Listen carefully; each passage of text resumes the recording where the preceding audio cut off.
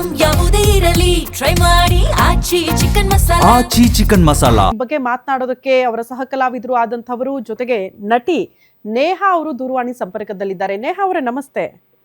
ನಮಸ್ತೆ ma'am. ಬೆಳಗ್ಗೆದ್ದು mostly ಕಣ್ಬಿಟ್ಟಂಗೆ ಇಂಥ ಸುದ್ದಿ ಕೇಳ್ತೀವಿ ಅಂತ ಯಾರು ಕೂಡ ಅಂದಾಜು ಮಾಡಿರ್ಲಿಲ್ಲ. ಬಹಳ ಚಿರಪರಿಚಿತ ದಿಲೀಪ್ ರಾಜ್, ಹೆಂಗ್ ನೆನಪು ಮಾಡ್ಕೊಳ್ತೀರಿ? ಎಷ್ಟೊತ್ತಿಗೆ ಸುದ್ದಿ ಗೊತ್ತಾಯ್ತು ತಮ್ಗೆ? ಮ್ಯಾಮ್ ಅದೇ ಒಂದು 1 ಅವರ್ ಮುಂಚೆ ಗೊತ್ತಾಯ್ತು.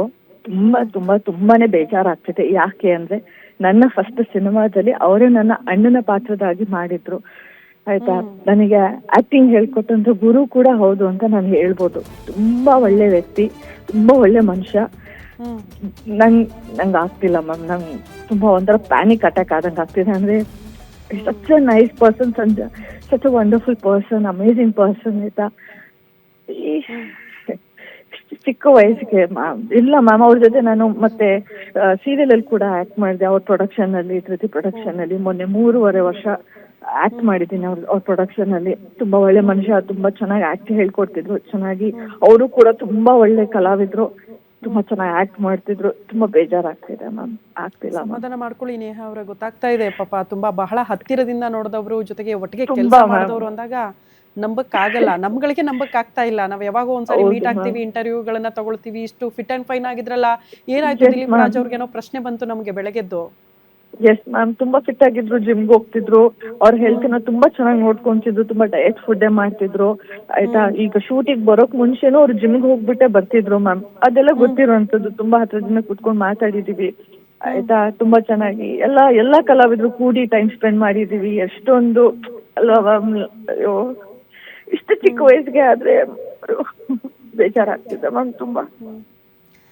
ನೇಹಾ ಅವರು ಯಾವತ್ತಾರು ಏನಾದ್ರೂ ಒತ್ತಡದಲ್ಲಿದ್ರಾ? ಏನಾದ್ರೂ ಟೆನ್ಷನ್ ಅಲ್ಲಿ ಇರ್ತಾ ಇದ್ರಾ? ಅಂದ್ರೆ ಏನ್ ಕಾರಣ ಅಪ್ಪ, ಮಲಗಿದ್ದಲ್ಲೇ ಜೀವ ಹೋಗುತ್ತೆ ಅಂದ್ರೆ ಏನಾದ್ರೂ ಒತ್ತಡ ಇತ್ತಾ ಅನ್ನೋ ಪ್ರಶ್ನೆ ಬಂತು. ಪ್ರೊಡಕ್ಷನ್ ಹೌಸ್ ಓಪನ್ ಮಾಡಿದ್ರು ಇತ್ತೀಚೆಗೆ ಅಂತ ಕೇಳ್ಪಟ್ವಿ. ಇಲ್ಲ ಮ್ಯಾಮ್, ತುಂಬಾ ಜೋವಿಯಲ್ ಪರ್ಸನ್, ತುಂಬಾ ಒಳ್ಳೆ ಮನುಷ್ಯ. ನೀವು ಅದನ್ನ ಇದನ್ನು ಮಾಡಕ್ಕಾಗಲ್ಲ ಮ್ಯಾಮ್. ಅಷ್ಟು ಒಳ್ಳೆ ಮನುಷ್ಯ, ಅಷ್ಟು ಜೋವಿಯಲ್ ಪರ್ಸನ್. ಯಾವಾಗ್ಲೂ ಸ್ಪಾಟ್ ಅಲ್ಲಿ ತುಂಬಾ ಚೆನ್ನಾಗಿ ಹೇಳ್ಕೊಡುವಂಥದ್ದು, ತುಂಬಾ ಚೆನ್ನಾಗಿ ಇದು ಮಾಡುವಂಥದ್ದು ಇರ್ತಿದ್ರು ಮ್ಯಾಮ್. ಅವ್ರಿಗೆ ಆ ತರ ಟೆನ್ಷನ್ ಏನ್ ಇರ್ತಿರ್ಲಿಲ್ಲ. ಬಟ್ ಅವ್ರ ಪ್ರೊಡಕ್ಷನ್ ಎಲ್ಲ ನೋಡ್ಕೋಬೇಕಾಗಿತ್ತಲ್ವಾ, ಅದಷ್ಟೇ ಬಿಟ್ರೆ ಬೇರೆ ಏನೂ ಟೆನ್ಷನ್ ಇರ್ಲಿಲ್ಲ ಮ್ಯಾಮ್. ತುಂಬಾ ಒಳ್ಳೆ ವ್ಯಕ್ತಿ ಮ್ಯಾಮ್, ತುಂಬಾ ಜೋವಿಯಲ್ ಪರ್ಸನ್ ಮ್ಯಾಮ್. ಅಲ್ಲ, ಕೆಲವರು ಅವಕಾಶಗಳಿಲ್ಲ ಅಂತ ಡಿಪ್ರೆಷನ್ಗೆ ಹೋಗ್ಬಿಡ್ತಾರೆ, ಟೆನ್ಷನ್ಗೆ ಒಳಗಾಗ್ಬಿಡ್ತಾರೆ, ಜೀವನ ನಡೆಸೋದು ಕಷ್ಟ ಅಂತ ಕೆಲ ಕಲಾವಿದ್ರು ಹೇಳಿದ್ದನ್ನ ಕೇಳಿದ್ದೀವಿ ನಾವು. ಅವಕಾಶಗಳು ಸಿಗಲ್ಲ ಕೆಲವೊಂದು ಬಾರಿ ನಮ್ಗೆ ಕಂಟಿನ್ಯೂಸ್ ಆಗಿ ಅಂತ. ಬಟ್ ದಿಲೀಪ್ ರಾಜ್ ಅವ್ರ ವಿಚಾರದಲ್ಲಿ ಅದಲ್ವೇ ಅಲ್ಲ. ನಟನೆ ಜೊತೆಗೆ ವಾಯ್ಸ್ ಓವರ್ ಕೊಡ್ತಾ ಇದ್ರು ಸುಮಾರು ಸೀರಿಯಲ್ಗಳಲ್ಲಿ. ಜೊತೆಗೆ ನಿರ್ಮಾಣ, ಅವ್ರದೇ ನಿರ್ಮಾಣ ಸಂಸ್ಥೆ, ಕೆಲ ಸೀರಿಯಲ್ಗಳು ಅವರಿಂದ ಆಚೆ ಬರುತ್ತೆ ಅಂದಾಗ ಅಂತ ಟೆನ್ಷನ್ ಇರ್ಲಿಲ್ಲ ಅಂತ, ಕಂಟಿನ್ಯೂಸ್ ಆಗಿ ಸ್ಕ್ರೀನ್ ಅಲ್ಲಿ ಇರ್ತಾ ಇದ್ರು ಅಂತ ದಿಲೀಪ್ ರಾಜ್. ಹೌದು ಮ್ಯಾಮ್, ಖಂಡಿತ ನೀವು ಹೇಳಿದ್ದು ಕರೆಕ್ಟ್ ಆಗಿದೆ. ಅನ್ನ ಕೊಟ್ಟಂತ ಅನ್ನದಾತ್ರು ಮ್ಯಾಮ್ ಅವರು. 3.5 ವರ್ಷ 4 years ನಮ್ಗೆ ಕೊರೋನಾ ಟೈಮಲ್ಲೂ ಎಷ್ಟೊಂದು ಪ್ರೊಡಕ್ಷನ್ ಹೌಸಸ್ ದುಡ್ಡು ಕೊಟ್ಟಿಲ್ಲ ಅಂತ ಕೇಳ್ಪಟ್ಟಿದ್ದೀನಿ. ಬಟ್ ಇವ್ರ ಪ್ರೊಡಕ್ಷನ್ ನಮಗೆ ಖುದ್ದಾಗಿ ಎಲ್ಲಾರ್ಗೂ, ಎಲ್ಲಾ ಕಲಾವಿದ್ರಿಗೂ, ಯಾರ್ಯಾರು ಆಕ್ಟ್ ಮಾಡಿದ್ರು ಎಲ್ಲಾರ್ಗೂ ದುಡ್ಡು ಕೊಟ್ಟಿರೋ ಅಂತ ದಿಲೀಪ್ ಸರ್ ಮ್ಯಾಮ್ ಅವರು. ಅವ್ರಿಗೆ ಈ ತರ ಯಾವ ಟೆನ್ಷನ್ಸ್ ಇರ್ಲಿಲ್ಲ. ಅವ್ರ ಪ್ರೊಡಕ್ಷನ್ ಎಷ್ಟೊಂದು ಸೀರಿಯಲ್ಗಳು ಈಗಲೂ ನಡೀತಾ ಇದೆ ಮ್ಯಾಮ್, ಈಗಲೂ ಬರ್ತಿದೆ ಆಯ್ತಾ.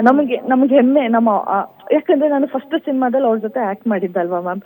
ಸೊ ತುಂಬಾ ಹತ್ರದಿಂದ, ಅಷ್ಟು ವರ್ಷದಿಂದ ಪರಿಚಯ ನನಗೆ ಎಸ್ಪೆಷಲಿ ದಿಲೀಪ್ ಸರ್. ಮತ್ತೆ ಅವ್ರ ಪ್ರೊಡಕ್ಷನ್ ಅಲ್ಲಿ ಖುದ್ದಾಗ ಅವರೇ ಫೋನ್ ಮಾಡಿ ಕರೆದು, ನೋಡಮ್ಮ ನಾನೊಂದು ಸೀರಿಯಲ್ ಮಾಡ್ತಾ ಇದ್ದೀನಿ, ದಯವಿಟ್ಟು ಬಂದು ಆಡಿಷನ್ಸ್ ಕೊಟ್ಬಿಟ್ಟು ಇದು ಮಾಡಿ ಅಂತ ಅಂದ್ರು. ನಾನು ಆಡಿಷನ್ಸ್ ತುಂಬಾ ಬೇಜವಾಬ್ದಾರಿ ಕೊಟ್ಟಾಗ್ಲೂ ಈ ವಾಸ್ ಲೈಕ್, ಇಲ್ಲ ವಿ ಹ್ಯಾವ್ ಸೆಲೆಕ್ಟೆಡ್ ಯು ಅಂತ ಅಂದ್ಬಿಟ್ಟು ಖುದ್ದಾಗಿ ನಮ್ಮನ್ನೆಲ್ಲ ಪರ್ಟಿಕ್ಯುಲರ್ ಆಗಿ ನಮ್ಮ ಆರ್ಟಿಸ್ಟ್ಗಳನ್ನ ಹಾಕೊಂಡು ನಮ್ಗೆ ಅವಕಾಶ ಕೊಟ್ಟಂತ ಪ್ರೊಡ್ಯೂಸರ್ ಅಂತಾನೆ ಹೇಳ್ಬೋದು ಮ್ಯಾಮ್. ಒಬ್ರು ಆಕ್ಟರ್, ಒಬ್ಬ ಪ್ರೊಡ್ಯೂಸರ್, ತುಂಬಾ ಒಳ್ಳೆ ಎಲ್ಲದಕ್ಕಿಂತ ತುಂಬಾ ಒಳ್ಳೆ ಮನುಷ್ಯ, ತುಂಬಾ ಜೋವಿಯಲ್ ಪರ್ಸನ್.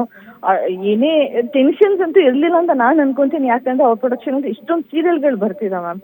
2-3 ಸೀರಿಯಲ್ ಈಗ್ಲೂ ಬರ್ತಿದೆ, ಈಗ್ಲೂ ನಡೀತಿದೆ ಆಯ್ತಾ. ಅಂತ ಮನುಷ್ಯ ma'am, is a very jovial. ಆಮೇಲೆ ಬಹುತೇಕ ಅವರು ನಿರ್ಮಾಣ ಮಾಡಿರೋದು ಜೊತೆಗೆ ಅವ್ರು ಆಕ್ಟ್ ಮಾಡಿರುವಂತ ಸೀರಿಯಲ್ಗಳು ಬಹುತೇಕ ಟಾಕ್ ಆಫ್ ದಿ ಟೌನ್, ಅಂದ್ರೆ ಟಾಕ್ ಕ್ರಿಯೇಟ್ ಮಾಡಿದಂತ ಸೀರಿಯಲ್ಗಳೇ ಮತ್ತು ಸಿನಿಮಾಗಳು.